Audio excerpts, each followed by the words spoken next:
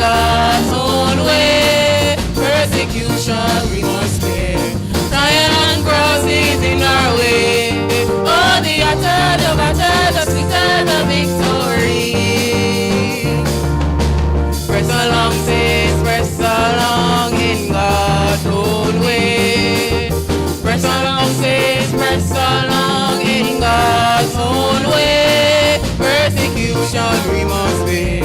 Trial and crosses in our way. Oh, the battle, the sweeter the victory. Oh, the battle, the sweeter the victory.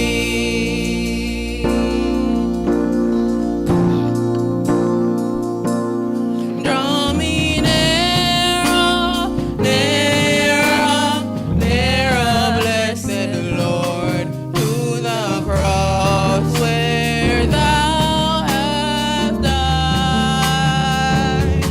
Draw me nearer, nearer, nearer, blessed Lord, to thy precious bleeding side.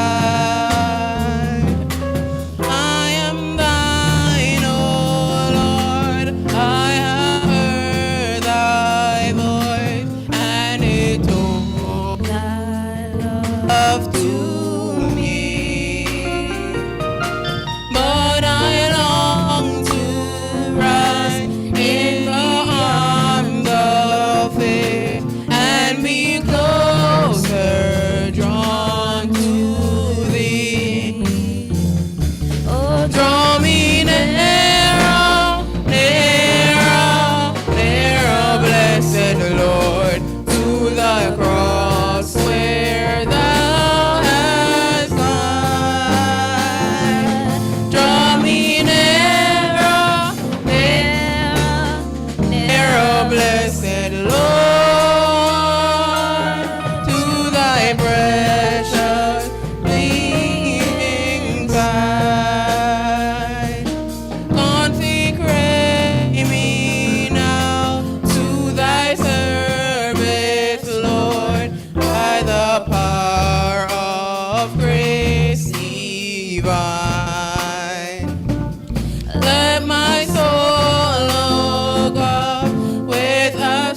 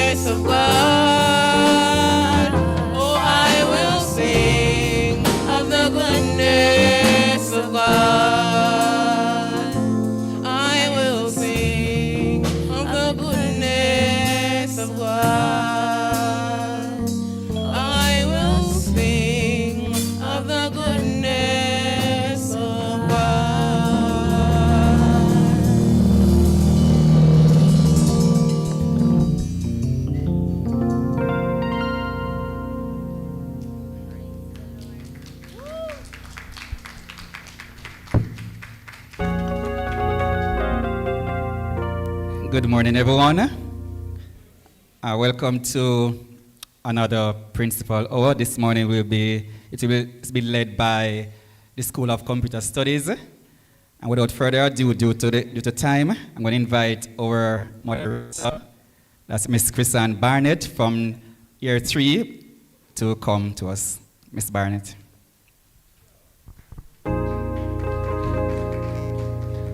Good morning again, everyone. I don't like that morning. Say it again, man. Good morning, everyone. Say it so the online people can hear you. Good morning, everyone. I like that one better. How are you? Okay, I'll take it. You guys ready for midterms or it happened already? I see the silence. You pass it? I think that's a yes.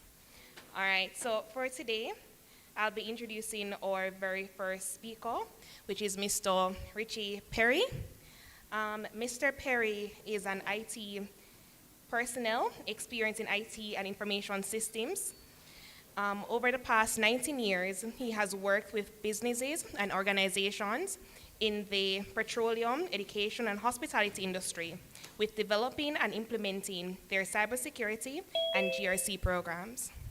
That helped them in their efforts to operate securely, considering the many cyber risks.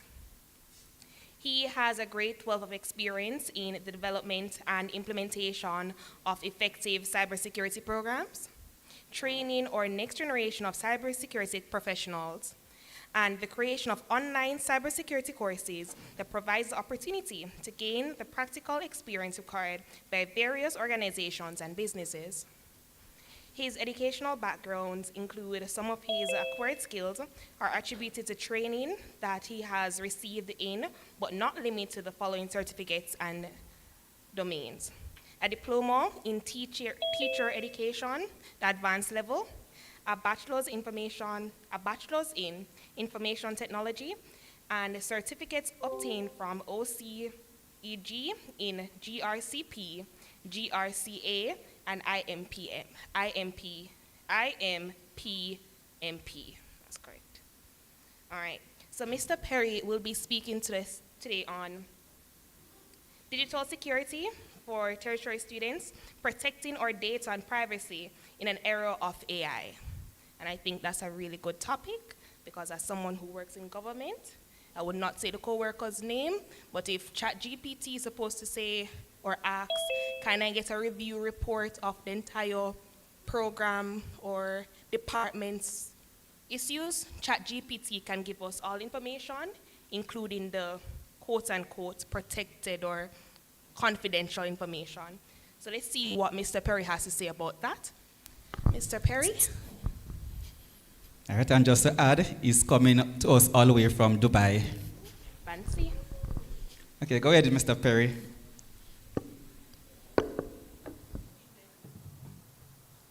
Hi, good morning, everyone. So it's definitely a great opportunity to be invited to share my 2 cents, as I would say, as it relates to this interesting topic or subject at hand. And it was a little bit challenging in terms of trying to decide how best do I put together or address this particular topic in such a short period of time. I mean, with so much to share, that is. But first of all, I mean, good morning. Great to be a part of this wonderful group of people. I mean, I'm not certain in terms of the age group or the ranges or the caliber of people that I'm actually relating to. So, as for me though,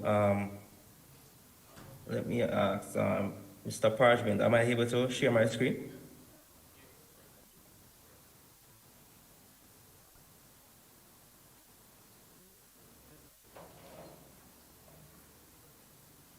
Yes. Okay.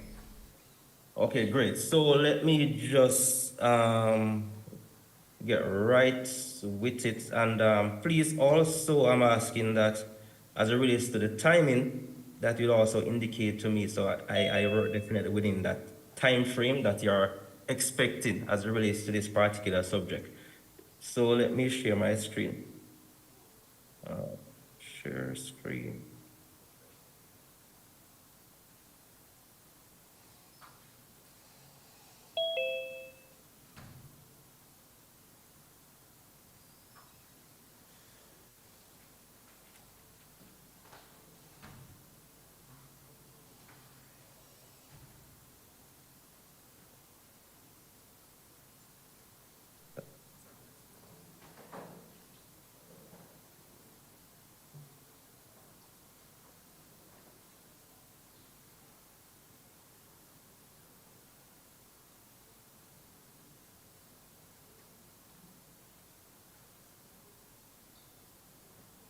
Are you seeing my screen?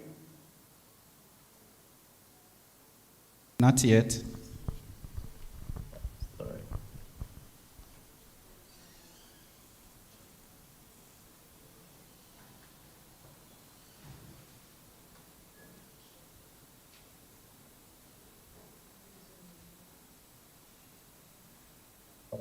Okay.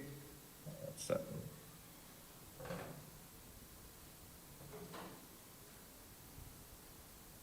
all right. Let me know if you're seeing my screen now.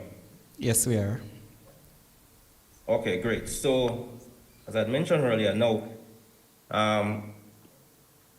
as it relates to this particular subject that we are looking at, and the information that I will present to you goes beyond just for exam preparation. I like to be practical, realistic, and I just want you to see this as equipping yourselves and knowledge for the rapidly changing future landscape as it relates to information security. Whether you're in cybersecurity, you're looking forward to getting into whichever era of information technology, which I believe all of us, or possibly some of you, depending on the dynamics of this group, are already working in.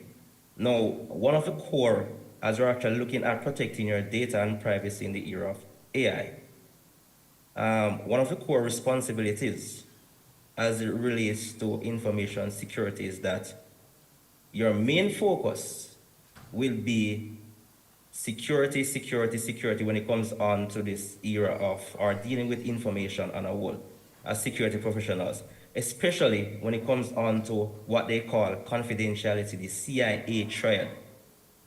And that has to do with confidentiality, integrity, and the availability of data, which involves people, processes, and technologies used by any business or organization.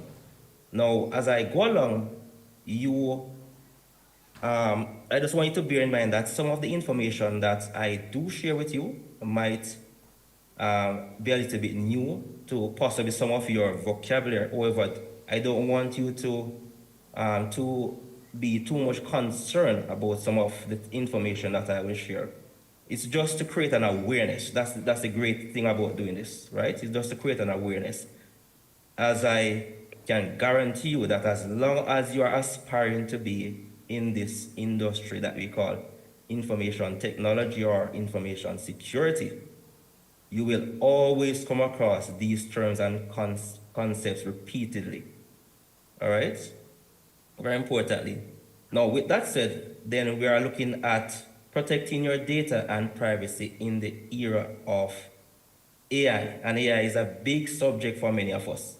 And of course, AI goes far beyond just what we're accustomed to in terms of ChatGPT, right? But just to align and to make things more practical, because many times we, as it relates to studying for exams or preparation for whatever finals, then things are a little bit abstract for us, right? So I just want to create a relation that for you to appreciate for an understanding of the subject that you'll be delving into, we're going to be looking at a few real cases.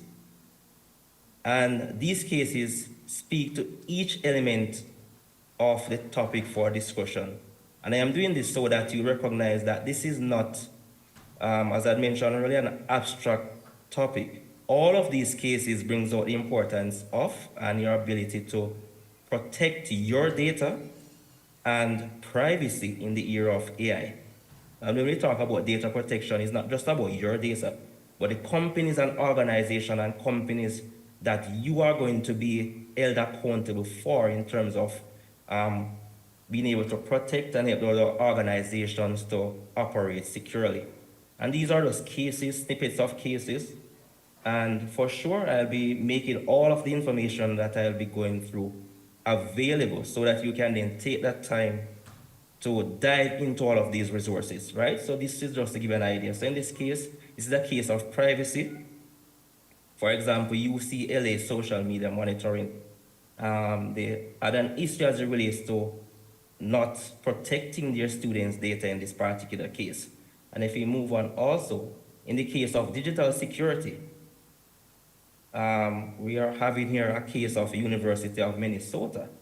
They had experienced a massive historic data breach incident. The university discovered in 2023 that it had suffered a stealth intrusion, and as a result, they had a lot of infringement as it relates to their data privacy being leaked and interruption as a result of AI and all of these things. Moving on, this is a case of AI power threats affecting data, deepfakes applications in university admission. So these are just some snippets of cases that directly align themselves with the topic as it relates to protecting your data and privacy in the era of AI.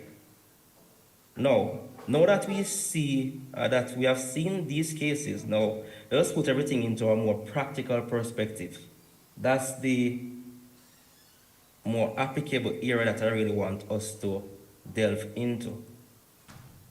So what we're looking at, digital security for university students, protecting your data and privacy in the era of AI.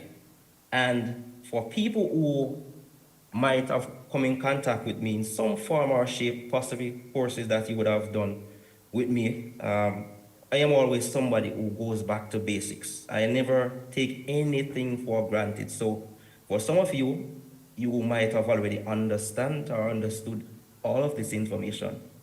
For some of you, this might be new, right? So it's for a reason that I'm actually taking this approach. Now, I have actually broken this down for you. We are going to tear this apart to better understand. But the fact is that I could have easily jumped right into various tools, resources, getting super technical in terms of what really happens in the industry itself.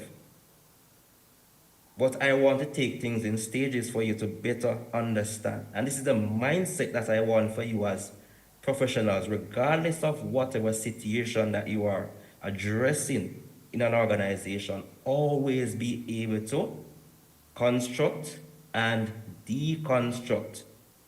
Always be able to simplify information, simplify whatever you're doing, especially when it comes on to reaching to that point where you're going to be in senior management, you're going to be connecting with executives in organizations. Then you must be able to simplify, no matter how technical you are. If you're able to simplify things and you're able to align and to talk the language, speak the language, then you're going to be the one that stands out for many organizations. So always bear that in mind. So first thing is that when it speaks about digital security, what are we talking about? In this case, digital security speaks to the protection of digital assets, personal data, and online activities from cyber threats such as hacking, malware, phishing, and identity theft. And this includes tools, best practices, and policies designed to safeguard users' privacy and security in the digital world. So that's what we're talking about when it comes down to digital security. Secondly, what are we talking about when it refers to data? Right? So data is one of the most valuable assets in the digital world. And data is any collection of facts. This could be statistics or information that can be stored, processed, and analyzed. And they normally refer to it as unorganized information. We go on to privacy again. Then privacy, when it refers to privacy, privacy is the right to control your personal information and decide who can access that information, how it is used, and where it is shared. And this allows individuals like yourself to keep your personal data, communications, and activities secure and free from unauthorized access. Great. And there are also various types of privacies, right? So you have various types of privacy. You have personal privacy, information privacy, you have online privacy, you have communication privacy, you have financial privacy. And I'll be giving you just a little bit an assignment. I won't have time to really delve into all of the nitty-gritty as it relates to this information. So this is just to pique your interest, to give you an idea that you can always take that time to do that research as it relates to some of these things. Now, how can privacy be violated? Very important. Privacy can be violated in a number of ways. And as I go along, then you will definitely appreciate where I'm going with this. So, privacy can be violated via data tracking. It can be violated via hacking and cyber threats. And many of you in the audience, especially the younger folks, would be interested definitely as it relates to blue teaming, red teaming, hacking, breaking into systems, penetration testing, all of these things, right? All of the knowledge starts here. Understanding these fundamental principles, these basic things. So how can privacy be violated? Hacking, government and corporate surveillance, social media oversharing, all of these are different ways that your privacy can be violated. Great. Now, as it relates to AI, in the simplest term, then AI is artificial intelligence, and this refers to computer systems that perform tasks that typically require human intelligence. But the definition in of itself can be far, far, far more complex than this. It is far involved than what we are looking at here. But this is a definition in the simplest form. Now, the question is, what does all of this points to one big question, and this is it. How can we protect our data and privacy in an era of AI? And this is quite challenging, speaking from a practical background in information security. This has become far more sophisticated from the side of the hackers. More tools, more resources can be used faster. Techniques can be used as it relates to exploiting the data and privacy of users. But before we actually jump into the how, let us look at the what. Where does AI models like, for example, ChatGPT, you have Gemini, you have Copilot, you have DeepSeek, and others get its data for training? So if our privacy and our data is going to be exploited by AI, where is it that AI actually gets this information from? Going back to the fact that we need to be protecting our privacy and data in the era of AI. And I could have easily well jumped right into the tools, but let us go through this step by step. So the what. So if you go to the what, then this is where ChatGPT and all of these AI models get their data. Publicly available data. That's where all these models are actually trained on publicly available data. So you have public sources, right? When you talk about public sources, there are a number of public sources that these data models actually train their data on. Some of these public sources involve, for example, we have one of the most common, social media and online public data, government and institutional data sources, we have scientific and research data sources, social media, maps and geospatial data. And all of these are topics in of themselves that goes far beyond even this topic that we're actually looking at. Now, whenever we use the internet or public networks via any interface, for example, our phones or iPads or laptops or whichever devices that we use to connect to the internet, something very unaware to us occurs. Any guesses? Now, just for you to think about it. When we actually use any of these mediums to connect to the internet, we leave what is known as a digital footprint. And this digital footprint is what we refer to as a trail of data you leave behind while using the internet.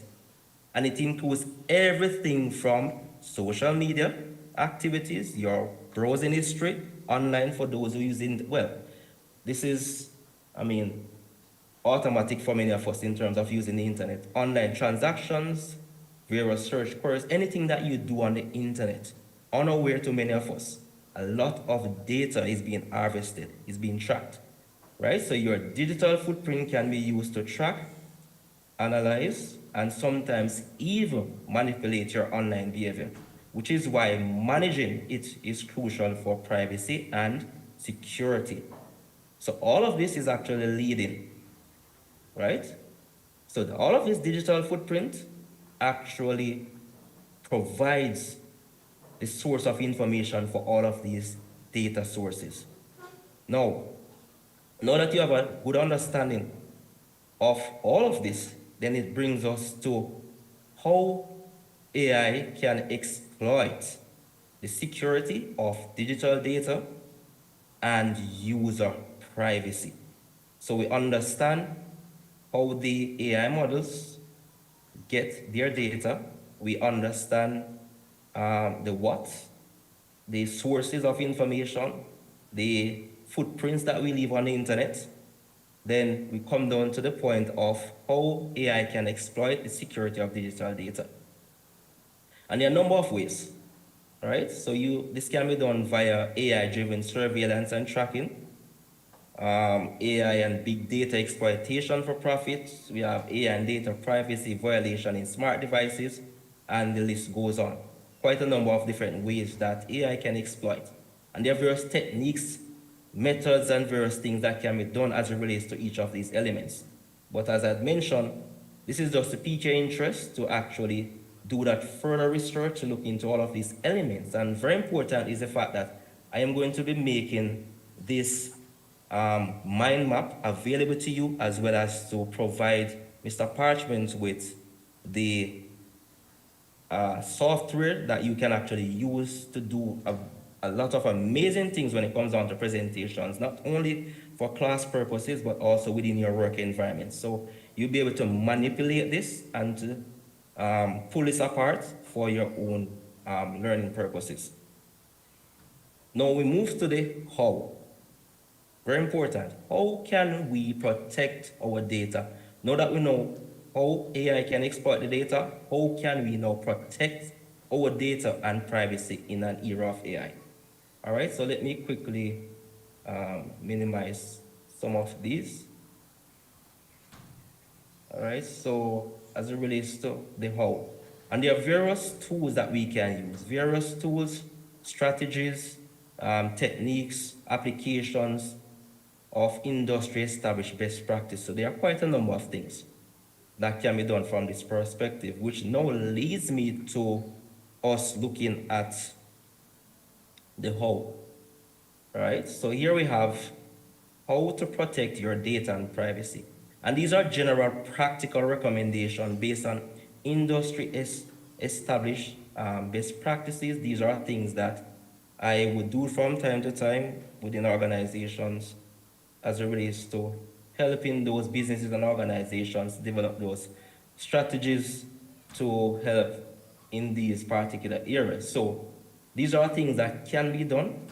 And if I'm given that opportunity to do a part 2 for this, then I will definitely be doing a labs, hands-on, practical, technical approach to how it is that we are able to achieve each and every one of these things that I will thus share with you from a theoretical perspective for the interest of time. Right? So first thing is control social media privacy settings.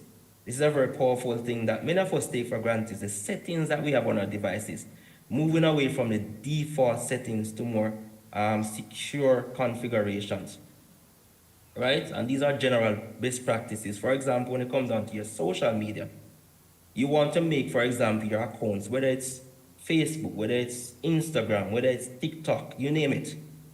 Practice using, for example, the private features, turning off things like location tracking. These can also be used by the bad actors to find out where it is that you are at, to exploit you as an individual. Limit, for example, the third-party access. You want to review all posts that you do time to time. These information can also be used to trace and infringe on the security of your data as well as the privacy of your information. Be mindful of oversharing, right? Keep devices and software up to date. Your phones, your smart watches, your smart devices, all of these are embedded with privacy features, security features that you also need to pay attention to. So as it relates to ensuring that you keep your devices up to date, right? Turn on automatic updates, installing, for example, your antivirus software, deleting unused applications.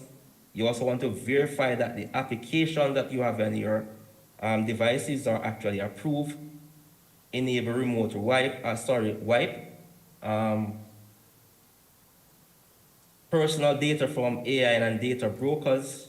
You also, in this case, you want to, for example, limit Google AI tracking. Use disposable email addresses, turn off voice assistants, and very importantly, secure browsing, where you use, for example, your VPNs, virtual private networks, using your private browsers, you're disabling your third-party cookies on your systems, you're using HTTPS websites for secure browsing, clearing your browsing history regularly, and also very importantly, using strong passwords, strengthen your password, using MFA, your multi-factor authentication. And these are some best practice and recommendation using password managers. And super importantly, that I want to share with you as well, is the fact that many or most of the information that, when it comes down to privacy, is the fact that we interface with the internet using our browsers. And this is where our privacy is violated in many instances, because we do not take the time to really read the fine prints and to acknowledge what it is that we're actually visiting when it comes down to various websites. So here we have a number of recommendations that I strongly recommend that you take the time to explore some of these as well. Use privacy and security focused browsers, right? So you have best privacy and security browsers for everyday use. You have them for anonymity and maximum security. You have them for security browsers for mobile users, as well as best browsers with multi built-in security and privacy features. So if you're big on privacy, these are some of the browsers. Epic Privacy Browser, right? Best for built-in VPN and ad blocking.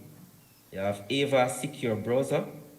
You have also best privacy and security browsers for mobile users. You have Bromide, you have the Onion browser, you have, in this case, also Tor.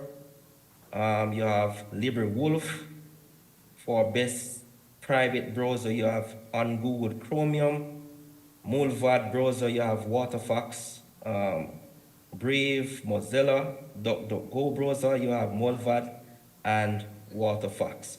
So, in a nutshell, I mean, this might seem a little bit complicated for many of us, depending. But at the end of the day, what I really want you to understand is that when it comes down to your digital security or protecting your data, before you're able to protect, you must know what it is that you're protecting against. And then you're then going to be better able to apply those strategies and techniques or tools or resources that are required to help you to better defend against attacks that can actually exploit your privacy and data as it relates to the use of AI technologies. So, in a nutshell, that's my take on this particular subject. And of course, I'm open to questions. And as mentioned earlier, there is a lot of technicalities associated with this that I would definitely be willing to take you on a journey as it relates to doing practical, technical, hands-on labs when it comes on to this particular subject matter.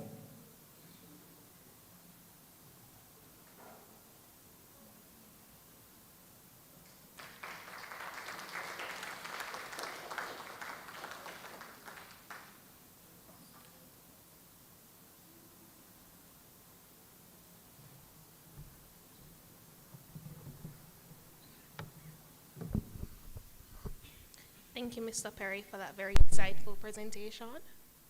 I hope you'll be looking forward to that documentation in our emails later today or later this week. All right. So we'll take a brief intersection and do a giveaway question and answer. I like the... Sorry, Christian, before you get into that, just checking if there are any questions for Mr. Perry. Is there any questions? Online? I have one. You have one? Go ahead. Richie, I realize you didn't mention Chrome as a browser. Any particular reason? I didn't mention Google Chrome. Yes. That's an interesting question. Well, there are many takes on that as it relates to Chrome. For example, Chrome versus a Mozilla Firefox. As you all know, Google Chrome is built by Google. Yes. And they make a lot of their earnings from data. So by default, many of us really don't understand that on the back end of Google Chrome, a lot of data harvesting is actually taking place. A lot of tracking is actually taking place. So unless you are aware of the security features to actually turn on in Google Chrome, then your privacy, your data is actually being captured, being tracked by various third parties that you are unaware of. So if you are mindful about your privacy, then that's not one of the browsers that you really want to be using a lot. All right, thank you. Yes. I would think that would the same suffice for Edge as well? Well, you could say the same as well. I mean, those are two of the most popular browsers. So in many cases, those would be some of the most targeted browsers when it comes down to, threat actors in terms of exploitation and grabbing, information from end users. So, if you're really high on privacy and security, then you recognize that many security experts, professionals, you will not find them using these two browsers.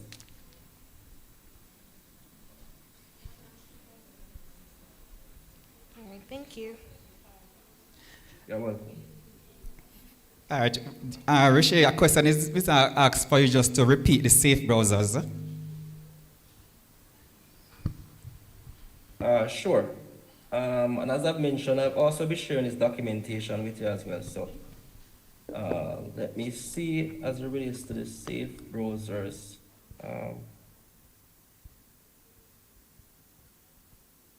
Let me see, where is it? Okay, so these are the safe browsers. All right. So these are browsers particularly categorized, for example, for privacy and security. Then these are a couple of those browsers.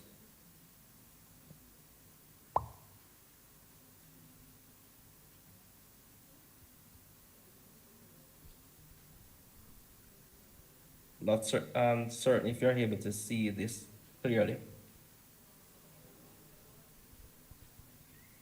Yes, we are, clearly. There's another question. Intrusion detection software. A question has been asked about intrusion detection software. Any recommendation?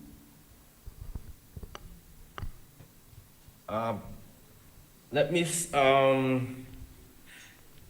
there is, I'm trying to remember right now. You have Suricata. I think there is one Suricata, and I can't remember them off the top of my head right now. Can't remember, but I can provide a list. But there are quite a number of, open source that are actually used.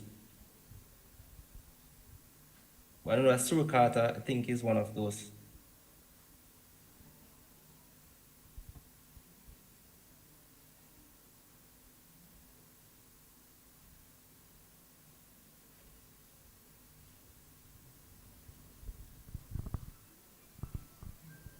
Thank you, Mr. Perry. You're welcome.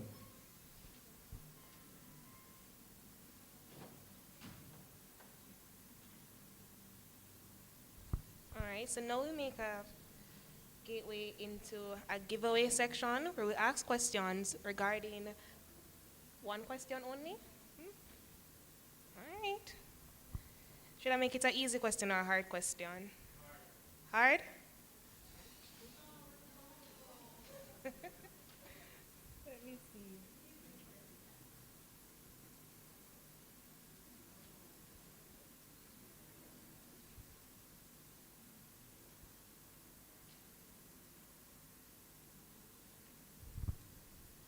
All right. What year was the School of Computer Studies established, this department? You guys asked for hard, you know. Any online have any answers?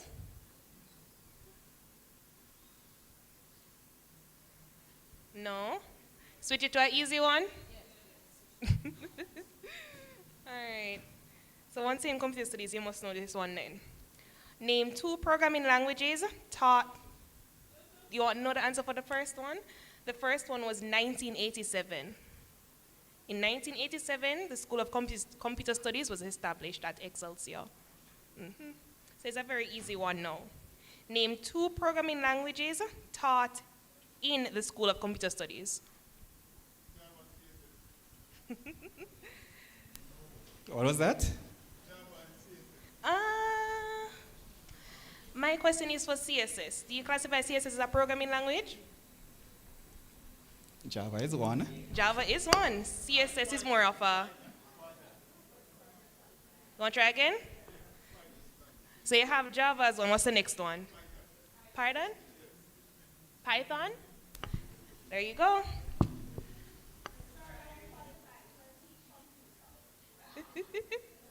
This freshman, he got it right. He said Java and Python. All right, that's correct. Oh, him?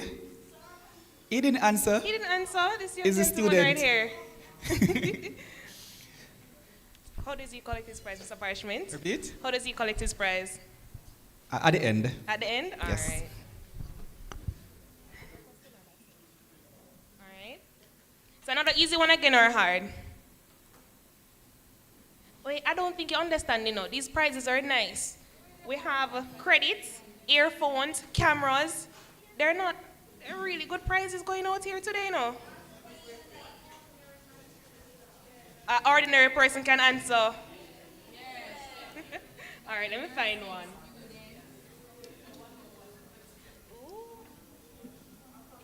Got it right. All right. Easy one. What is the year ECC was established?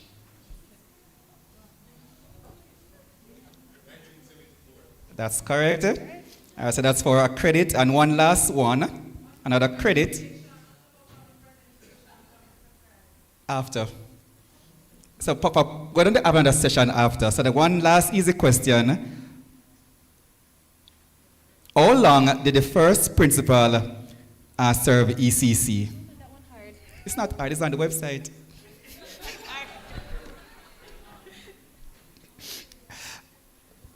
No one online? Someone we need to give me the prize. I like the prize. Online? Quick Google search. Yes? 6 years? Oh, 26 years. That is correct.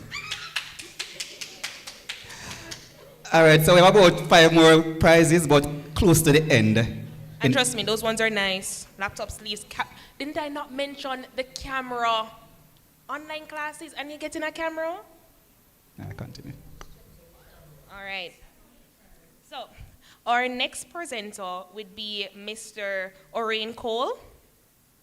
His professional background includes Orain Cole is a founder and CEO of Case Easy, a leading inventor in legal tech for Canadian immigration, with strong background in enterprise software development and a passion for problem solving. He has developed cutting-edge solutions that enhance and simplify legal processes through technology. His education background includes a master's degree in information technology security, bachelor's of science in computing with management studies. Mr. Orain has successfully bridged the gap between technology, business, and innovation. His journey from university to building a tech-driven company demonstrates the impact of resilience, let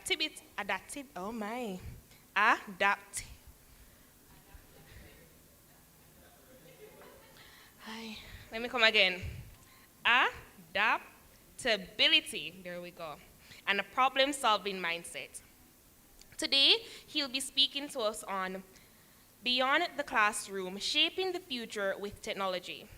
With an overview topic, in this presentation, Orain will share his personal journey to Canada and the real-world challenges he has overcome.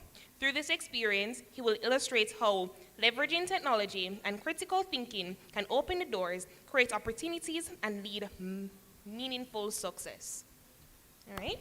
All right, just to add, Ms. Barnett, that Orain is actually a past student, all right, of ECC. Go ahead, Mr. Cole. Hello, everyone. Before I begin, I just want to check in with our online community. Just put a yes in the chat if you can hear me. I don't want to assume, and I want to ensure that everybody's paying attention. Awesome. Awesome. And thank you. I'm really happy to be here. Thank you for the invitation. A big special thank you to my brother, Damian Cole, who extended this invitation. And I gladly accepted, as I always look for opportunities to give back. I'm also seeing a familiar face in the chat here. I see Mr. Rose. Christopher Rose may not remember me, but I was his student. So everyone here, you can see I wasn't lying. I did attend EXED, so it's really an honor to be here. Awesome. And I'm seeing in the chat a lot of yeses, so everybody's hearing me, so that's perfect. I promise you, to the end, we'll have sufficient time. I've asked the organizers to, thank you, Sir Rose. I've asked the organizers to give me sufficient time, so at the end, I promise we'll have enough time. So any questions that come up during the presentation, keep them in mind, and at the very end, I'll be sure to answer them. Let me go ahead and share my screen.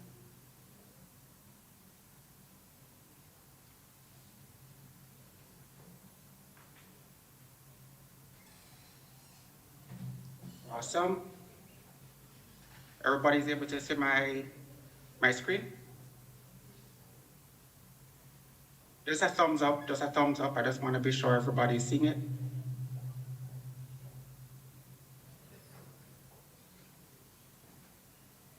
Okay, perfect. All right, so let's dive in. All right, so as mentioned, I'm the founder and CEO of a tech company here in Canada. I started in 2017. We help immigration practitioners really automate their back office. So everything from document management to client management to um, reporting and the full spectrum of work that immigration practitioners actually do, we provide the software for them to help them to streamline that and to help the process be a lot easier, not just for them, but for the immigrants that they serve. So as I mentioned, I started this company in 2017 in a basement here in Canada.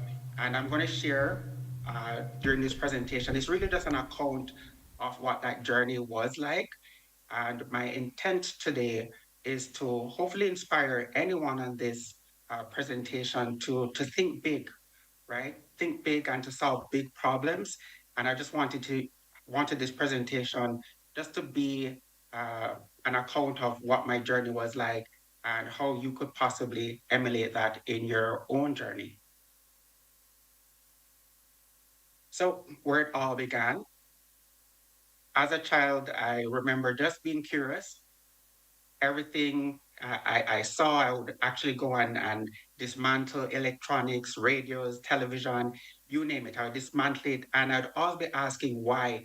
Why does this happen? And I always think, how does this thing work?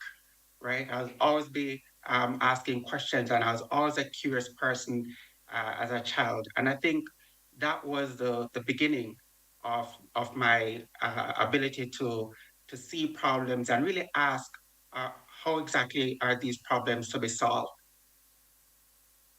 So as mentioned, I am a past student of EXED, and I believe this is where I actually got my formal training on software development. So this is where I learned Java, and I did see that come up in the questions earlier as to which one of the programming languages are taught at EXED, and I'm happy it's still being taught because that's where it all began for me. I recall when I was much younger. Um, I don't like to talk about this because it gives away my age, but back when it was Windows 95, right, I'd actually have access to this tool, this programming tool called QBasic. And back then I would be able to write batch codes. And I'm talking, that was when I was probably around 9, 10, 11 years old. I'd be writing batch codes and writing snippets of codes that helped me to turn off the computer just by a click of a button without going through the general commands, right? I'd be writing these scripts. I think that's where it all began. And then tying that into the formal training I received at EXED, I believe that's where everything began to form shape, right? To give me a more structured approach as to how to tackle challenges and how to use codes to tackle those challenges in the real world. In my career, I was a banker. I worked at Scotiabank in Jamaica, then transitioned to being a software engineer at Sagicor. And these were foundational, right? Being a banker, a lot of persons may say, how does being a banker tie back into starting a tech company? Well, being a banker, they taught me a lot about customer service, right? And once you start to run your own company, then customer service becomes the foundation of building a company. So all of these different career paths actually led towards me actually starting the tech company. Shortly after leaving software engineering, I transitioned to Canada, where I pursued studies in cybersecurity. During that studies, I was given the opportunity to lecture on campus. That was shortly after the cybersecurity um, program. My lecturer asked me to come on board and just to teach the undergrads a bit about software engineering. And during that time as well, I did a bit of cybersecurity consulting. And during that time, I actually started the company Case Easy. I'm going to give you a bit of backstory on that shortly.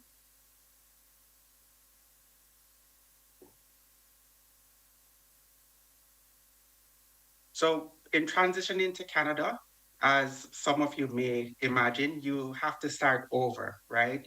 You start this life in Jamaica, and then now you have to think about transitioning, selling everything, and now going into a brand new foreign country.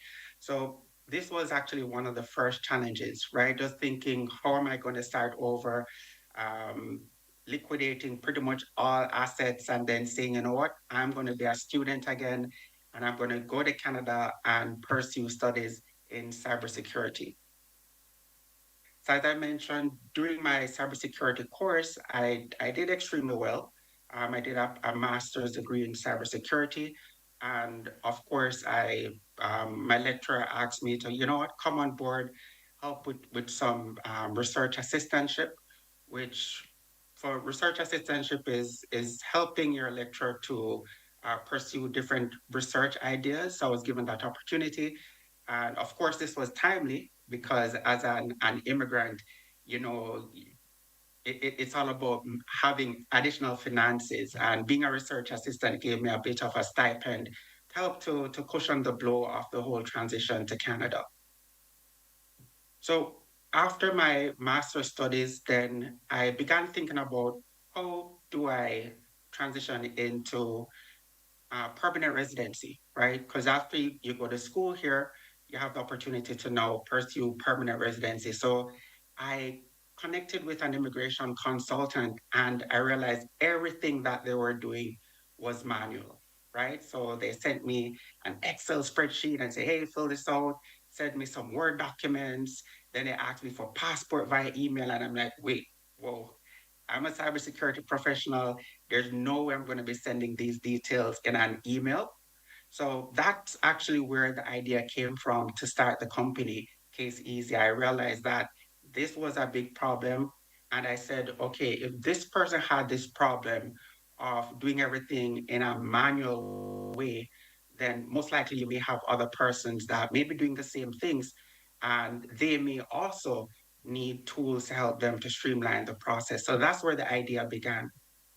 So after I did the immigration consultant, I did a consultancy. At the end of the process, I sent them an email and say, hey, I noticed you did all of these processes manually. Was there a reason? And they say, oh, I don't have any system. I say, okay, what if I gave you a system that did this, automated that, um, kept your documents secure, gave you a portal? And the person said, yes. They said, absolutely, I would love to see this system. And my response was, you know what? It's not yet built, but I'm going to build it. And that's where the company began. So these are some signals that you can look at to determine whether or not you should pursue an idea or to start a company. So first you need to look for broken processes. So as I mentioned with my immigration consultant, I realized that their process was broken. Everything was being done in a manual way. So this was an opportunity to help to streamline that. The next step is looking for any major players. Are there any persons in the market that are actually solving for this?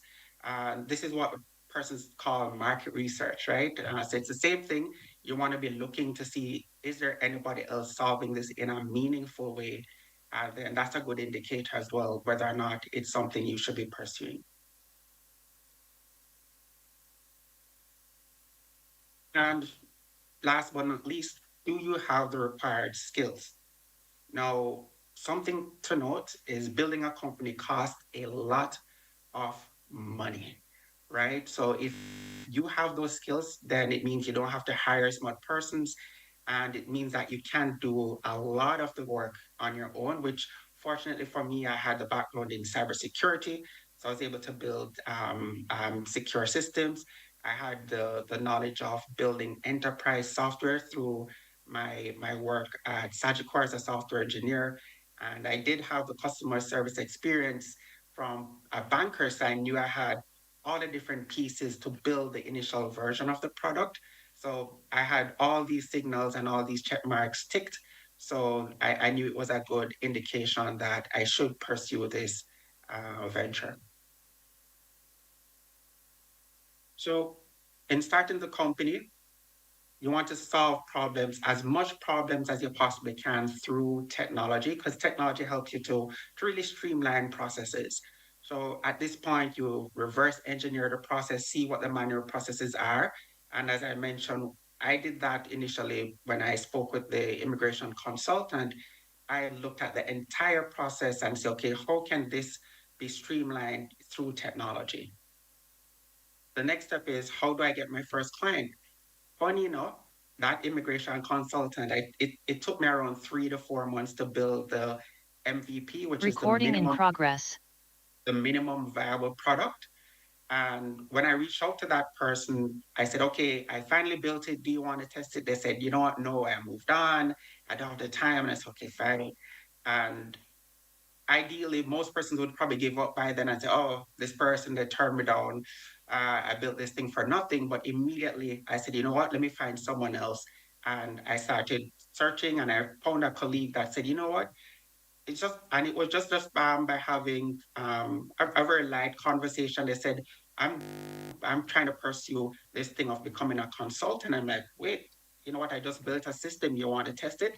And they said, yes, let me just try this out. And I did my first presentation to them, and they became my first customer.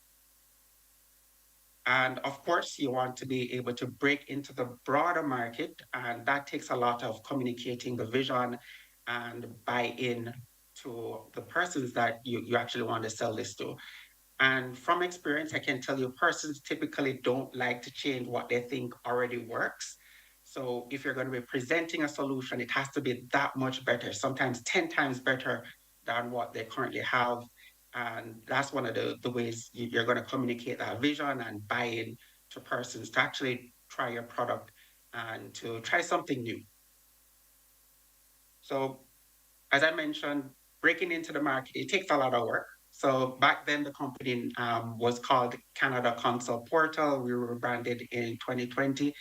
So I'm showing you this picture here because it's a good reminder of where I began.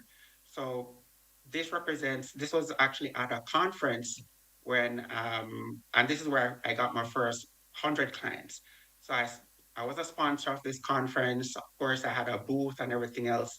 And at this conference, I wanted to get the word out, right? At this conference, we had over 400 potential customers of immigration consultants. So I wanted to get the word out, and I showed up the day before to the hotel that all the consultants would be staying at. And I went to the front desk and I had all my flyers, and I said, you know what? Put these flyers into their welcome packages, because as they check into the hotel, they get a welcome package.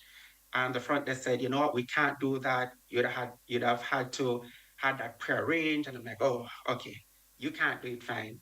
Right. And that was the first obstacle. And I say, you know what, my mind is programmed to solve problems. So I'm like, okay, I'm going to try again tomorrow. And the next day when the conference was to actually be held, I went early before the session and I went to, because they were having a breakfast session, I went to all the tables and I placed a flyer there. Because if everybody's going to be seated and having breakfast, most likely they're going to be able to access my flyers, right? So that was a cheat code for me to get those flyers out. And funny enough, in giving out those flyers, the workers, the staff there saw me giving it out and say, you know what, let me help you. And that's when I got 3, 4 other persons unpaid, I may add, unpaid help, and to deliver these flyers to all 400 seats. So that was one of the ways that I was able to get that out. In the second image here, I did a giveaway, and this was super important because this was a new audience. I wanted to somewhat give back in a way and become part of the community. So that was super important, just to create that camaraderie and to help to build that relationship. And that last image reflects the results. So everything that you see there at the top is around 30, 40 cards. Those are business cards of persons who were interested. And at the bottom, it was over probably, I'd say 70 forms that persons filled out that they were interested in the product. And from this event alone, I think I got the first 100 customers. So some ongoing challenges. Of course, I've been doing this since 2017, and persons ask me all the time, how do you not get burnt out, right? Because I work 24/7. Well, I wish I could, but I work every single day. And how do you prevent yourself from being burnt out? Well, for one, taking regular breaks, going to the gym, doing things that you love, incorporating the work with your day-to-day life so it doesn't feel like work. And of course, you have to love what you're doing, because once you love what you're doing, it doesn't feel like work. I like to think of it as I get to go out into the world and play this massive game they call it entrepreneurship, right? So it doesn't feel like work, and that keeps me fueled to be going for this long and for the future. Of course, there will be competition. So you have to keep your eyes on the competitive landscape. And I should say that once you break into the market, a lot of persons are not going to like that, right? So out of the woodwork, you're going to have persons who are trying to compete with you, copy you, and do everything in between. And you have to keep your eye on the competition. But most important is to keep your eyes on the customer, right? I like to think of it, you keep your eyes on the competition 5%, and the 95%, you're focused on your customers, focus on how you can add more value, if you can find more problems to solve, and you'll be fine. Of course, the market evolves, right? You're not just operating in a vacuum. So it's always good to keep an eye on the market, where the trends, how are things changing, and you have to be flexible enough to make changes. So as I mentioned, the company started out as Canada Consult Portal, and I realized that, you know what, we needed to rebrand and change with the times. And I rebranded to Case Easy, new logo, new branding, and that gave us a lot more reach. So this is our personal motto, and I took this from a book I read from Tony Robbins, and CANA is actually an acronym. It stands for Constant and Never-Ending Improvement. And I share this with my team all the time. This is what we do. We're always looking for ways to improve, always looking for ways to make things better, right? And there's always room for improvement. So the pieces only make sense in retrospect. So as a banker, I learned customer service. As a software engineer, I learned to build enterprise systems. As a cybersecurity consultant, I learned securing digital assets, and Perry mentioned this earlier regarding the CIA and everything else. So this is super important when building systems, especially in the market. You have to build it in a way that's secure and protecting clients' data. As a part-time lecturer, I learned the ability of imparting ideas and sharing and communicating, right? So everything is actually building up to building the company. And now, as a founder and CEO of a tech company, I'm learning strategic thinking and people skills and how to inspire persons to do more. So everything, as you see, is a building block to to what I'm doing. And what's next? Well, the journey continues. So, lessons learned. Don't discount the journey. So even at XED, don't discount everything that you're learning. Everything will make sense, and you'll be building upon that. As I showed you earlier, I didn't just jump in and went straight to becoming a tech founder. It started from different stages, banker, and so on. So everything will make sense. So don't discount anything that you have went through to this point. Tech is a powerful tool, but not the only one, right? So you have to have different.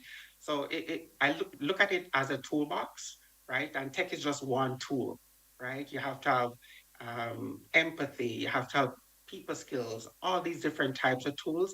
So always be looking for ways to build on that. And of course, your actions will have impact. I didn't know that in 2017, when I started this company, that we'd have impacted so many persons, right? And I'm going to give you an idea as to what that looks like in terms of the impact. So far, we have impacted over 450,000 client cases. So meaning immigrant case files that have been generated in our platform. So our clients over the years have generated over 450,000 case files. We store over 2 million documents in our platform. This number is mind-boggling, but it's remarkable that over time that this is the level of impact that we are able to have. And currently we have over 500 immigration firms that use our platform. So what's next for you? I heard that you just finished midterms and eventually you're going to have to go out in the real world, right? So use the tools available to solve everyday problems, right?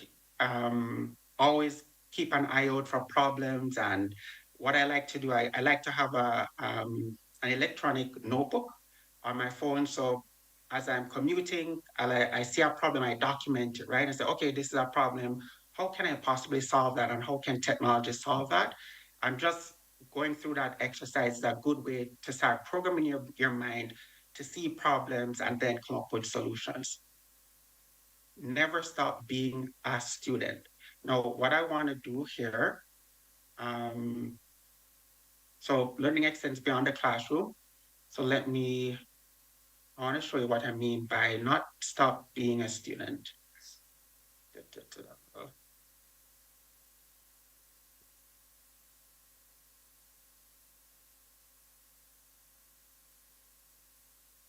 Let me know if you can see my background here. So as you can see, that's my bookshelf, right? So when I say not, you need to not stop being a student and learning extends beyond the classroom, this is what I mean. You have to invest in books. All the good stuff are in the books, and none of these books behind me represents academic books. These are books that I actually picked up after graduating and just learning things, right? And it's going to be in your hands after school. So never stop being a student. And lastly, is you have to be a good steward, right? Your lecturers have done everything they can up to this point, and all the knowledge that they have shared is now in your hands, and how you apply it is going to be up to you. So I hope this presentation would inspire someone to follow your dreams and to think big. Thank you so much. And I'd love to answer any questions, put it in the chat. I'll hand over back to Sir Parchment.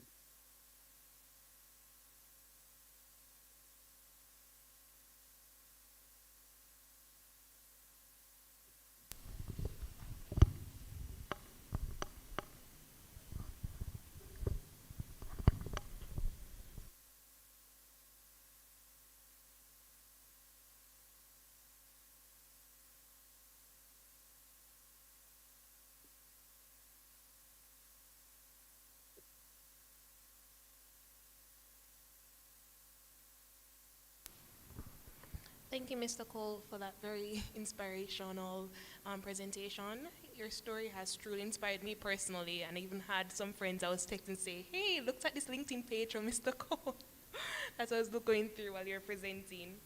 Really, really well done. Awesome. Any questions from anyone in the audience?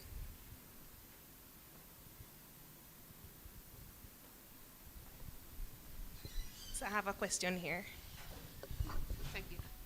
Good morning, sir. I have a question.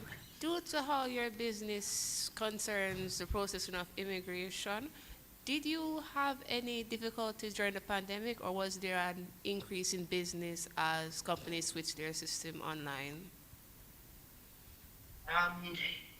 Lovely question. Just so you know, there will be problems in every step of the journey, right? So the pandemic was just one of those periods in time, but we did have a bit of a slowdown period during the pandemic. And that was the time when I said, you know what, given that we're not getting as many immigrants and there's a slowdown in the industry, it was an opportunity to focus on building the product, right? So that time we actually built a lot more features, and eventually we had a lot more consultants that were transitioning online. So during the tail end of the pandemic, we did have persons starting to transition to using online platforms. So I think it worked out for us in the end, just for that digital adoption due to the pandemic. Thank you, sir. Sure. Any more questions from the audience? What about online? Mr. Parchment? None online? Well, I have a question, Mr. Cole. I was going through your LinkedIn. It had stated that you had went to UTEC. You had went to UTEC before or after Excelsior? Well, it was a joint program. So we had, I don't know if ExEd still does it, but I did 1 year at ExEd, and that transitioned directly into the UTEC program. So that's why everything is under the UTEC umbrella. Oh, okay, I understand. I think that's the fundamentals program where you start your fundamentals at ECC and then transitioned over. Okay. Right. All right, not bad. Any more questions? All right, so thank you, Mr. Cole. As I said, really lovely presentation. Your story is truly inspiring. Thank you so much for having me. You're welcome.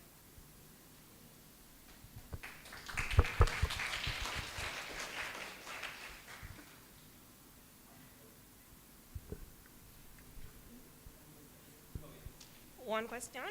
All right, so we're just gonna have one more question from the list here. Let me see what we haven't done before.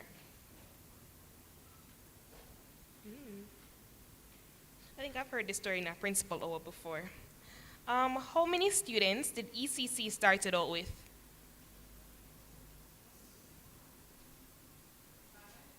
That is indeed correct. And your prize is $100 credit. Pardon? Mr. Parchment, you want to ask a question or later? The camera question. Since that's the most expensive one, I think, so I'm going to save it for I last. want the audience for that one. No, the camera and the speaker, those are the two expensive questions, items, so that's for last. Those will stick to the end. Fair enough? Chris, I know that's a phone card question? That's a phone card question. Yeah. They have a cooling pad, laptop sleeve, mighty mouse. I need a new mouse, you know. Maybe I need to, Mr. Parchment, I can't go in the audience and you MC it for the rest. And the next time around, I'll choose another MC. All right. So here we go now. So a panel discussion. We'll be going into a panel discussion now. And Mr. Parchment will be coming up for the panel discussion. You're waiting. In your seats. Oh, yes. So we'll be inviting the student nurses for a brief discussion regarding personal growth and mental wellness, strategies for managing stress, overcoming setbacks, and building resilience for academic, personal, and career success. All right?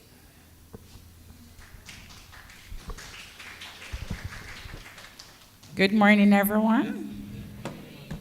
No, we've had persons from Canada, from Dubai. Well, I'm just here at Excelsior in Jamaica, right? I'm student nurse Sparks. Yes, it should be a panel discussion. So throughout the presentation, feel free to ask questions. All right, so we will be talking today about the importance of mental wellness and personal growth, right? I have a question. So out of 10, as nurses, the first time when we meet our patients, we normally question them. Are you in any pain? Are you alert? Are you orientated? So I'm going to try and do a group one now, but an easy one. So pertaining to the topic, I'm going to ask you to rate your current mental wellness on a scale of 1 to 10, with 1 being very stressed and 10 being completely at peace. Right? So I'm going to start at the back to my left. Out of 10, how do you rate your stress level? At the back.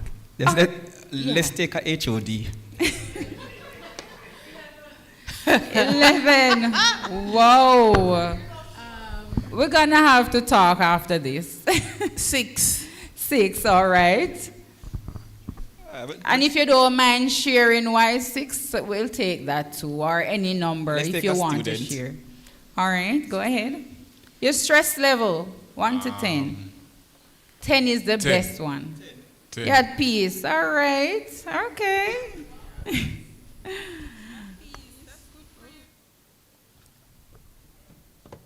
All right. Anybody else want to share their stress level? 3. All right. A nurse is saying 3. A nurse is saying 3. Okay. Yours is 3. All right.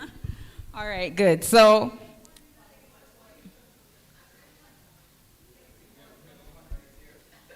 We have a 1. Beautiful. We like to hear those responses.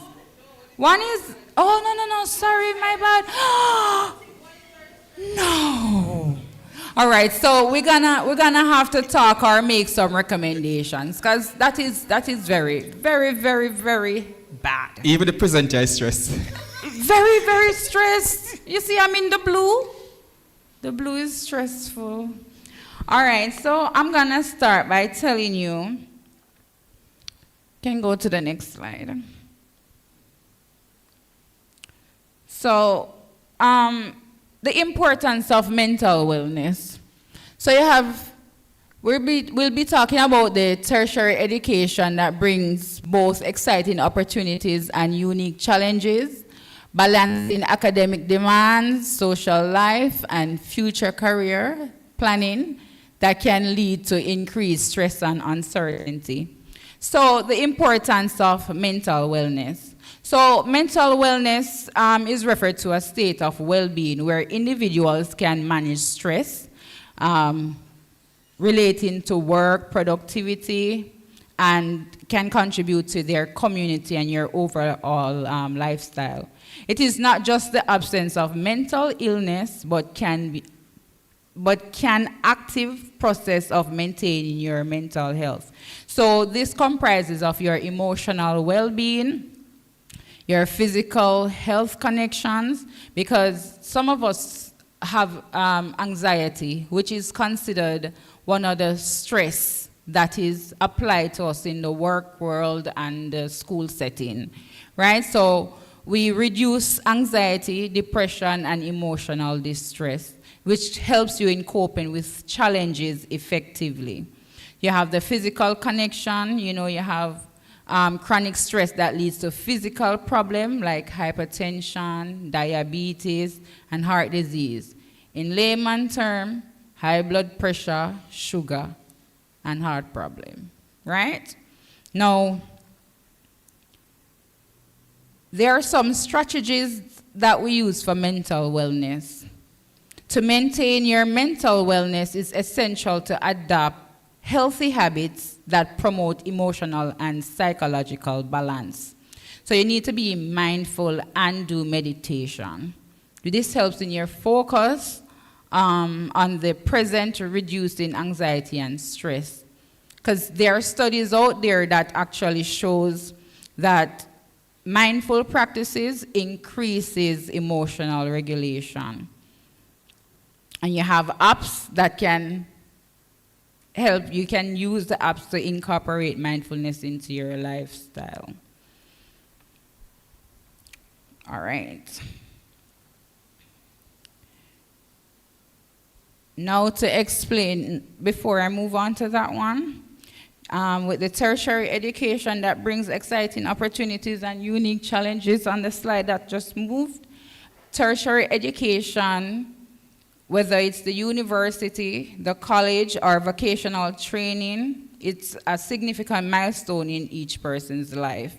It opens doors to new experiences, personal growth, and career advancement. But it also comes with its challenges that require adaptability and resilience. Now, some of the exciting opportunities include the academic and the career growth.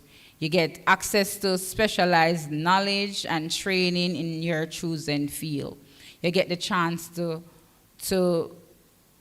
develop critical thinking, research, and problem solving. You gain your independence and your personal development. Because most of you, once you start college, you get the chance to leave home, right? And at that time, you learn to be responsible, and you learn responsibilities. You learn to manage your finances.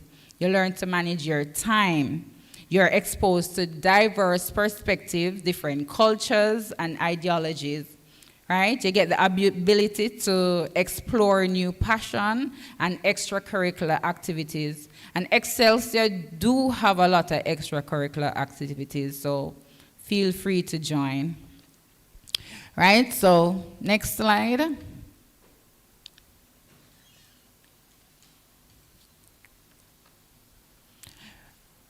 Some of the key messages that we'll promote today is personal growth and mental wellness. They are very essential for not just surviving, but thriving in academia and beyond. It's also by developing effective strategies for managing stress, overcoming setbacks, and building resilience.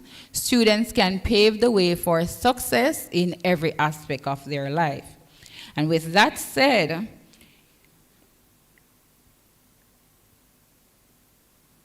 just a minute. Yes, so with that said, succeeding in academia is not just about intelligence or hard work. It also requires mental resilience, emotional balance, and commitment to personal growth.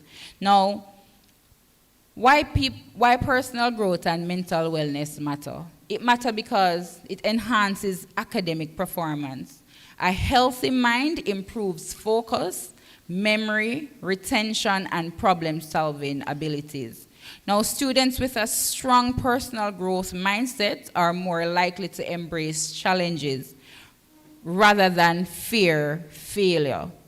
So, for example, a student with complex coursework can develop a growth mindset, seeing the difficulties as opportunities to improve rather than as obstacles. So in life, we have, as a student, and even the staff, you have presentation or teaching plans to do, but there are obstacles that presents itself.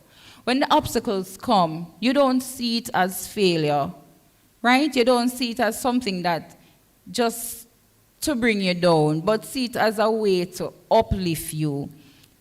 You get stronger emotional resilience, because academic life comes with failures. It comes with setbacks. It comes with disappointment. A lot of the persons we see, like our friend from Dubai and our friend from Canada, they can tell you they didn't just get up and reach to where they are. They have gone through obstacles, problems, whether it's financial. Did you hear he said it takes a lot of money? I'm sure he wasn't rich, but he had to do what he had to do, right? He goes to all ends. He started at Excelsior and he worked his way up. And with all of that, you just have to be resilient as well. Sometimes whether you get a bad grade or an application is being rejected, or sometimes you feel overwhelmed with your workload, you don't have to give up. You don't have to feel like the world is crashing. And best believe it, sometimes we feel that way. But it's only for you to just hang on, be patient, be strong, and push forward. Right? Sometimes we bounce back.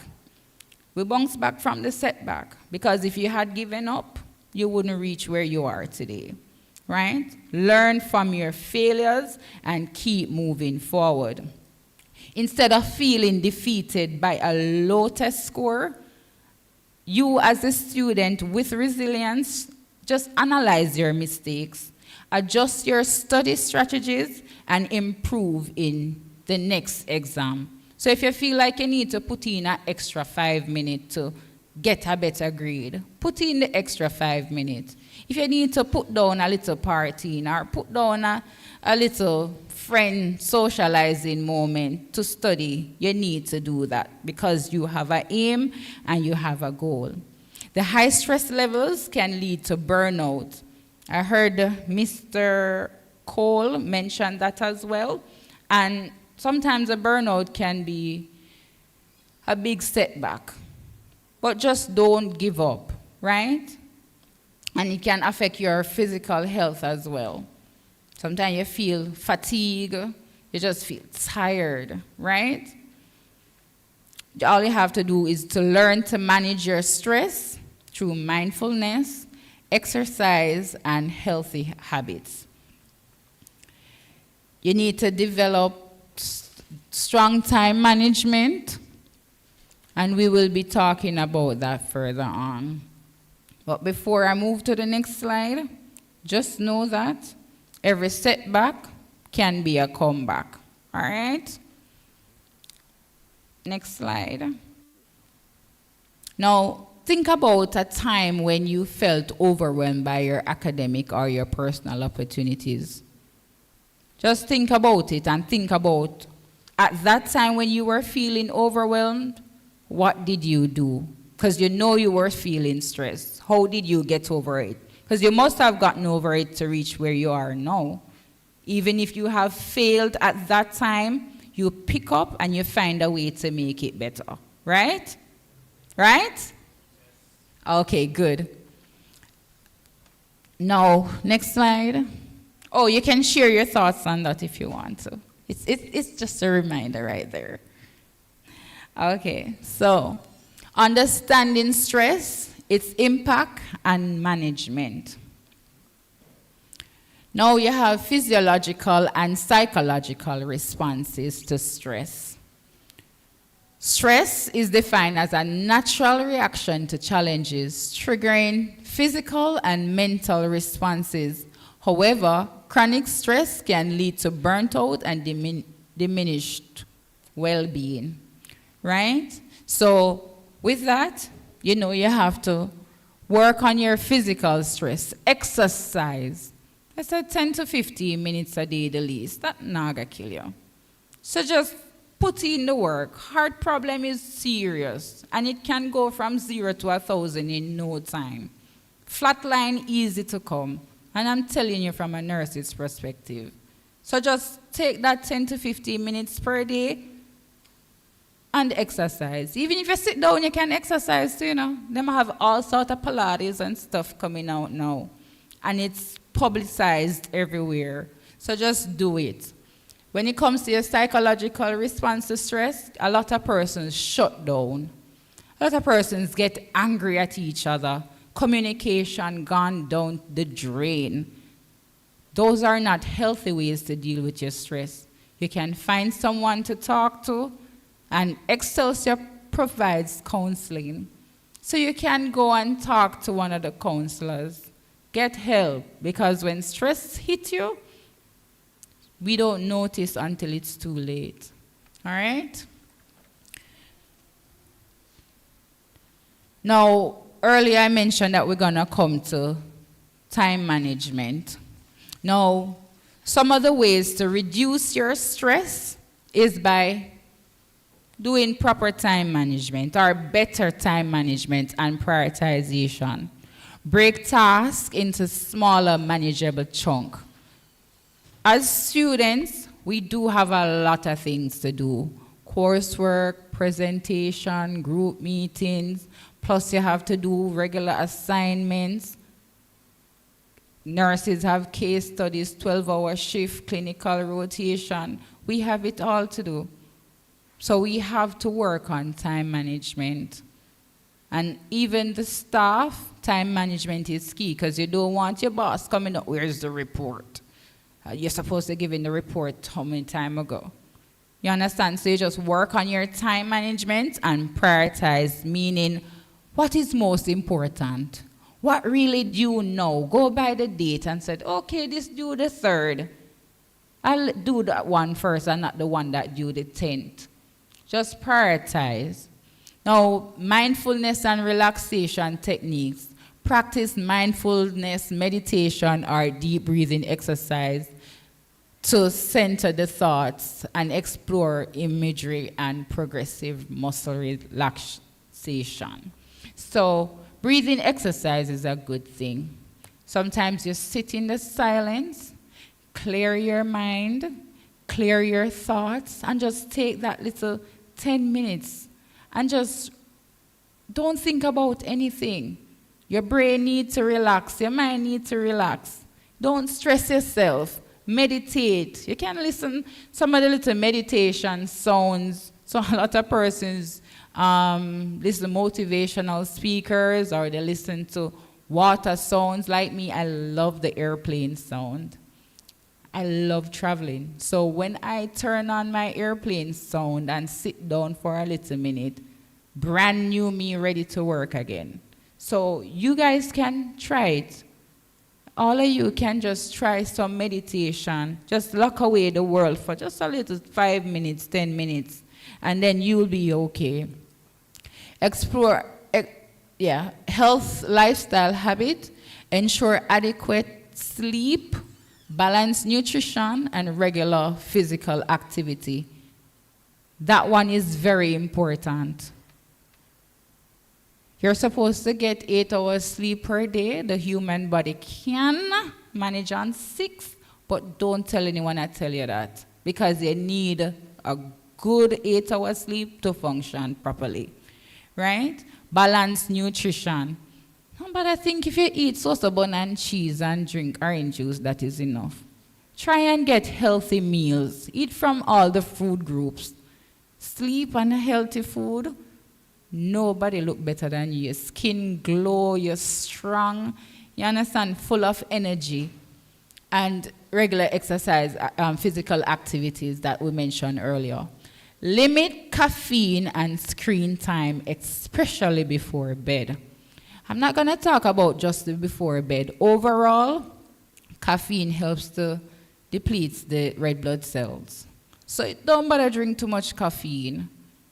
We love coffee. Coffee? Yes, we love it. And, you know, sometimes it keeps us up.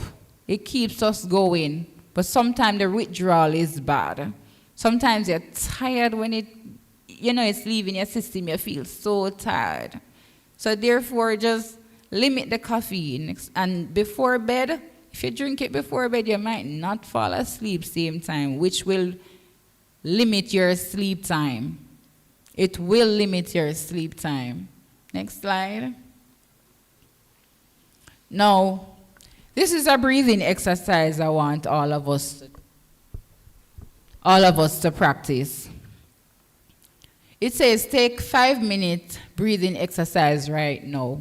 Well, I don't think I want to do the full 5 minutes. But instead, we're still gonna practice the inhales through your nose for 4 counts, hold for 4 counts, and exhale through your mouth for 6 counts. Anybody understand that? It's very simple. So let's go. We're gonna inhale, sorry.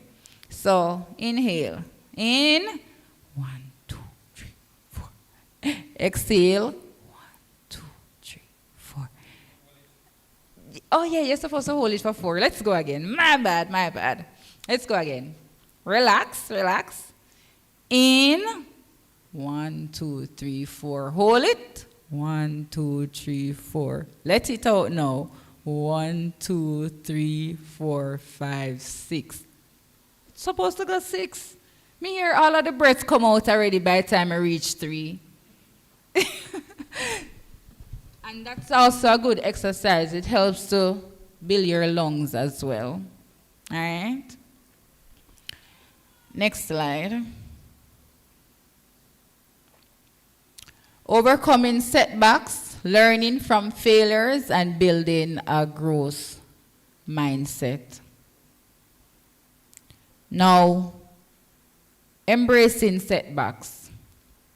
Refrain from failures. Understand that setbacks are not reflection of your worth or potential.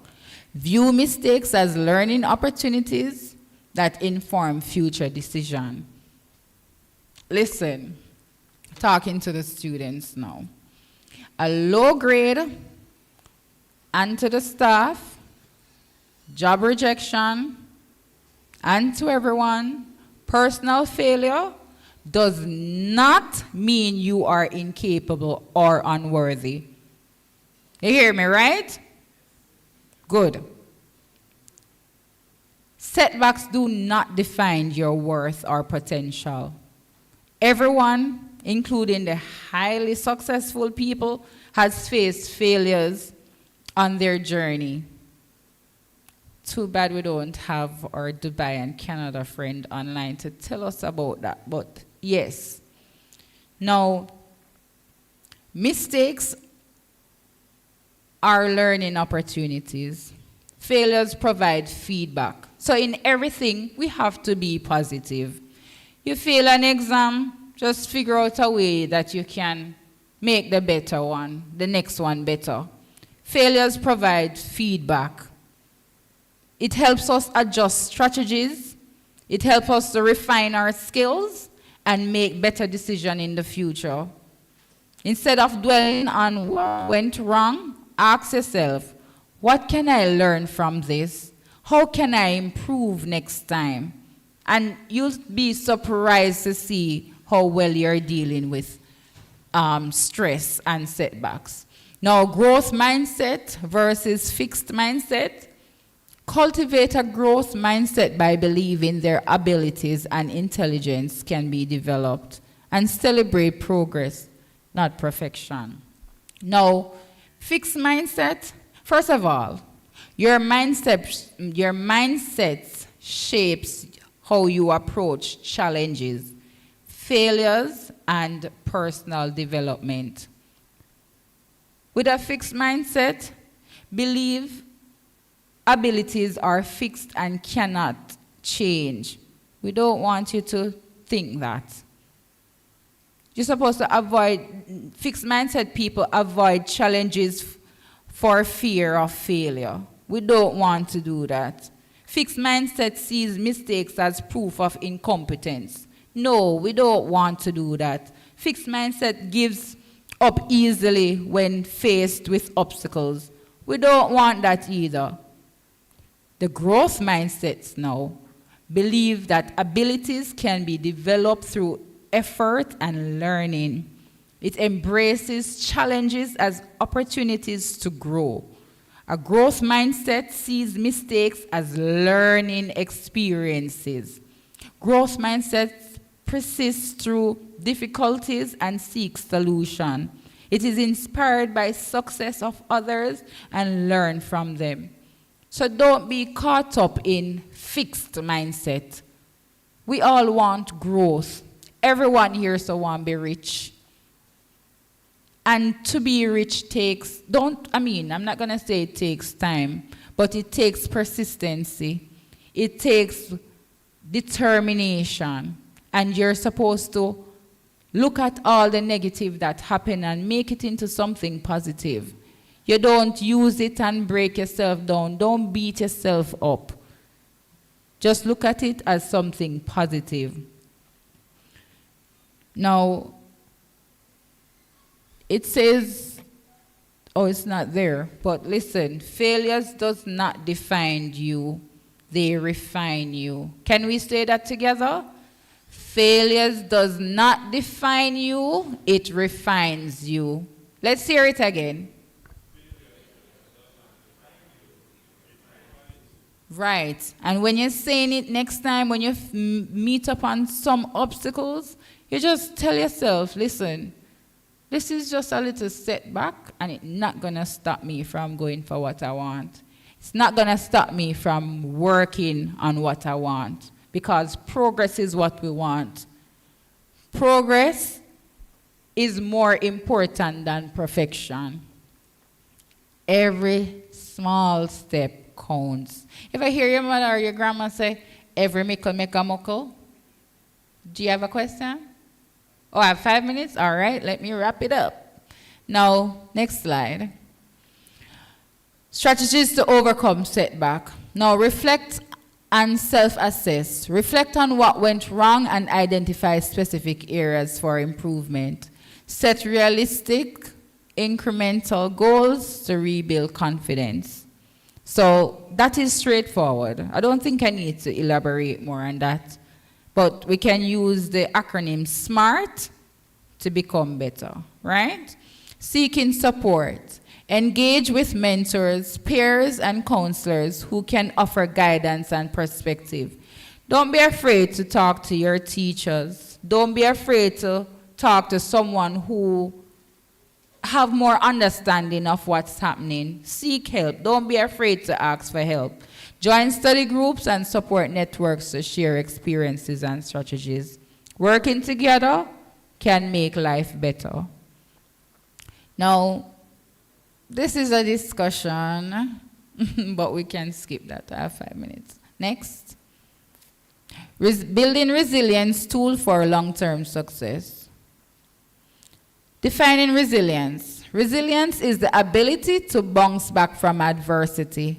It's not about avoiding stress, but rather developing the tools to manage it. Be perseverant.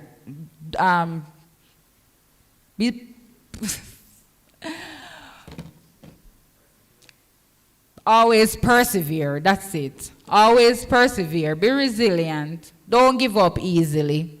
Next slide. Now, strategies for building resilience, self-care practices. Regularly engage in activities that nurture your body and mind, whether it's a hobby, exercise, or simply time in nature.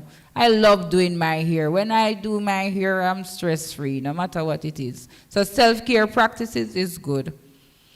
Developing social connection, foster relationship with family, friends, and peer. Social support is crucial for emotional recovery. Don't think you need to do what you're doing alone. You can have a community. You can talk to people. You can get the support from your friends and your family. Someone is there who will support you. Don't ever think you're alone. Setting boundaries and saying no. Recognize your limits and communicate them effectively to prevent burnout. That is straightforward. Learning and adaptation. Embrace lifelong learning, adaptability, and continuous improvement. They are keys to long-term resilience. Now, this is a homework activity. This I can read. You need to create a resilient roadmap. Outline personal strengths, ability, available support networks, and strategies you can use when faced with challenges. Share a few highlights with your partner or friend, or write them down as part of your self-reflection. You will always have that to look back. Next slide. So practice it, all right? Now, application across academic, personal, career domains. Just going to read through these. Academic success. Use stress management techniques during exam periods. Cultivate a growth mindset to persist through challenging coursework. When it comes to personal well-being, integrate mindfulness and self-care into your daily routine. Balance academic commitments with social activities and hobbies. Career readiness, build resilience through internship and volunteer work where setbacks are learning opportunities. Develop professional network that offer mentorship and career advice. Next, you can take all of those as a summary and advice. Now, this would be a part of the discussion.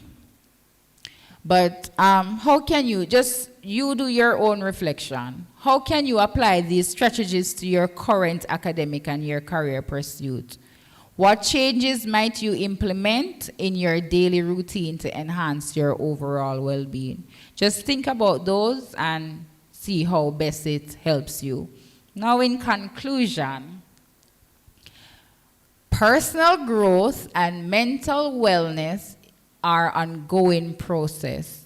Embrace each challenge as a stepping stone to greater self-awareness and strength. Remember that seeking help is a sign of strength, not weakness. Thank you for having me.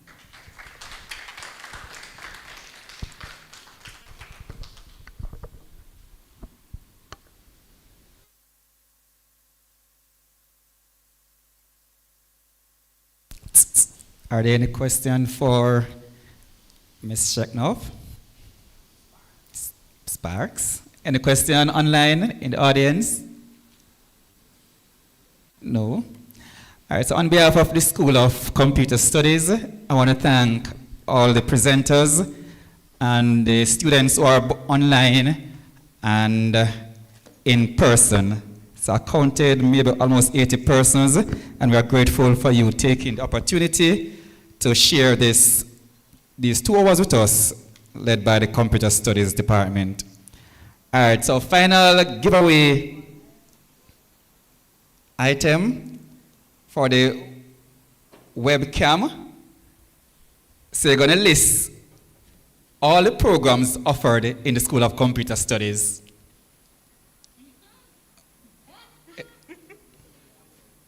And Mr. Rose will be posting for those online a quiz for you to actually do.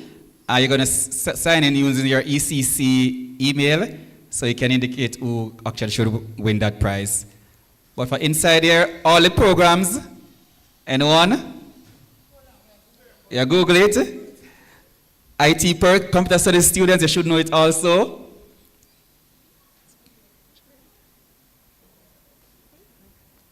Anyone? Yes, Andre? Andre is going to try.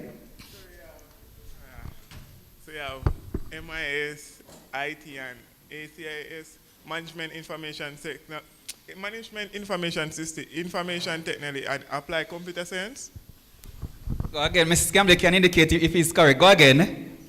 All right, so you have MIS, IT, and ACS, Management Information System, Information Technology, and Applied Computer System. There's one that you left off. No, you did say ADCS. No, there's another one I'm looking for also. No, the program's not a course. So the nurses are trying very hard. Ms. Campbell, should I award him? Is he close? All right, there is a degree in engineering technology.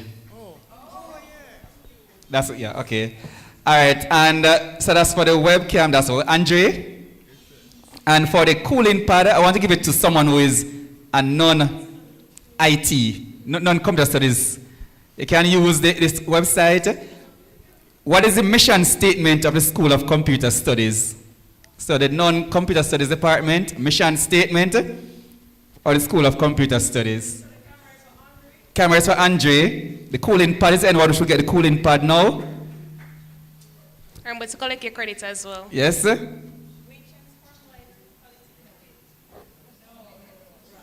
Computer studies, not the college.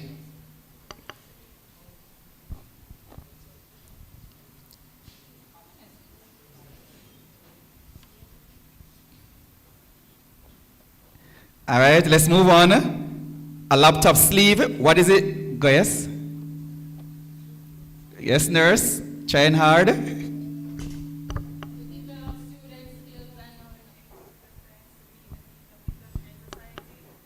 No, not that one.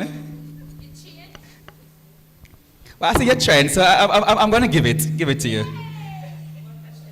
The cooling pad.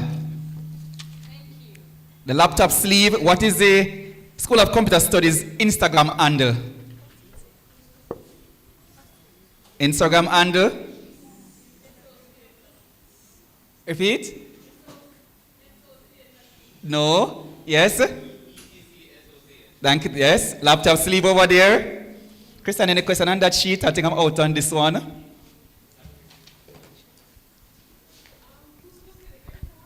No one. I have Earphone, one not. for earphones. Oh, yeah. Okay. Yes, that's correct. I have another earphones to give out. We have 2. So this question states, What is the date that the School of Computer Studies received ISO accreditation? Yeah. Okay. What's the date that we received accreditation certificate? So, accreditation, what was the year? Very recent. It was on the news. What was the year? No? Yes? No? No, that was institutional accreditation just for this program. So the ISO 9001 2015. What year? Who said that? 2022, Mrs. Spence King. Is she qualified though? She's a past student.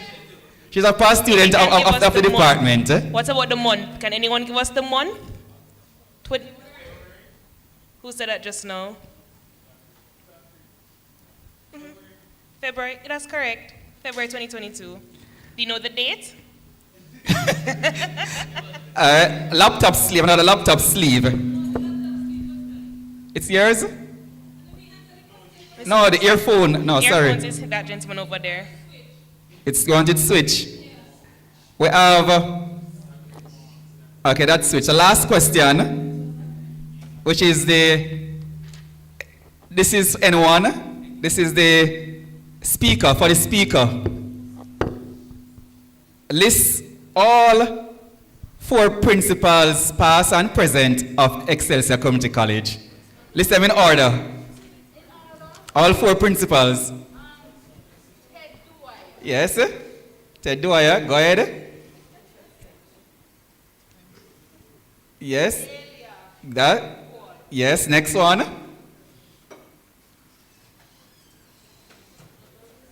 So Ted Dwyer, Dela Ripoll. No? She's trying.